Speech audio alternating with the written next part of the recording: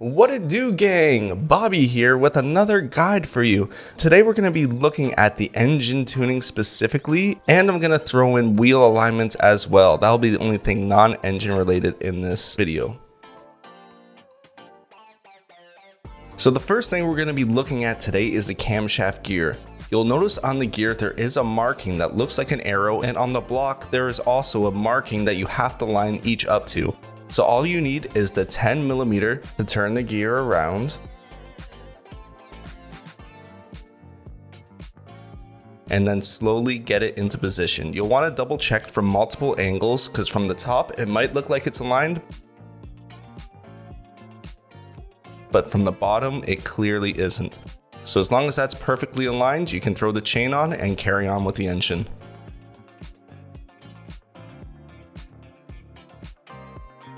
Next, we'll be looking at tuning the alternator. All you'll need for this is the screwdriver. You'll also want to make sure that the top screw on the rail is loosened all the way. You'll notice that you can adjust the alternator by using your scroll wheel, and what you'll want to do is tighten the alternator all the way to the right. That is the maximum tightness that it can go, and then just come back 2 on the scroll wheel. After that, just tighten up the screw with the screwdriver and you're done with the alternator. Next, we'll be looking at the distributor. Much like the alternator, it can be moved with the scroll wheel, either left or right. With the right hand side, I like to call north. With the left hand side, I like to call south. So there's 2 ways to tune the distributor, either by eye or by sound.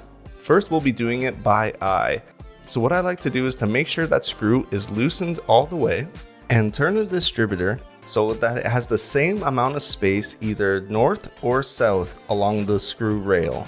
Then I'll like to go a little bit north of the middle. Then you can just tighten it and it should be good to go. The other way of tuning the distributor is by sound.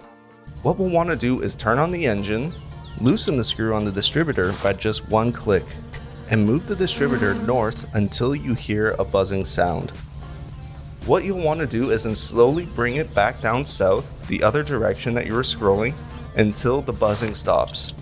Once it stops, you can tighten it all the way down and the distributor is done. Next, we'll be looking at the rocker shaft. You'll notice across the rocker shaft there will be 8 screws in total. That means there will be 2 screws for each valve, 1 for the intake and 1 for the exhaust. In this case, we'll be doing the exact same thing for every screw. What you'll want to do is take your screwdriver, pick a screw, and start scrolling all the way down until it stops moving.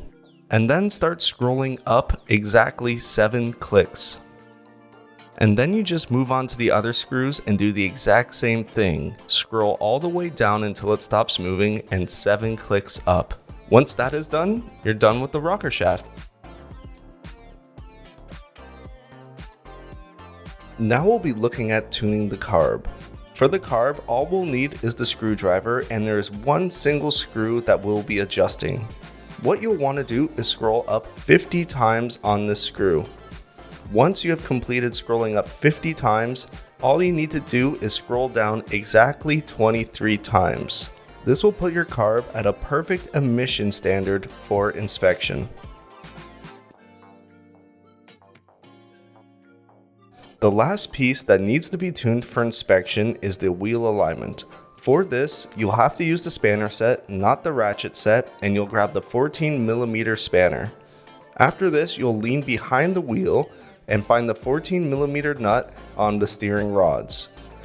At this point, you can either scroll up or down, but you must scroll all the way whatever direction you choose until the tie rod stops moving. Once it stops moving, all you need to do is scroll 60 clips in the opposite direction that you were turning beforehand. Once you've scrolled exactly 60 times, that wheel is aligned. Just swing on over and do it to the other side for perfect alignment.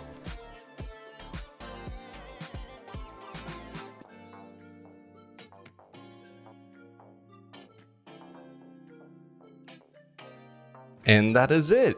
If you found this guide helpful, just give me a quick thumbs up below, and if you need help with wiring, I also have a guide for that, and I'll leave a link in the description for that video down below.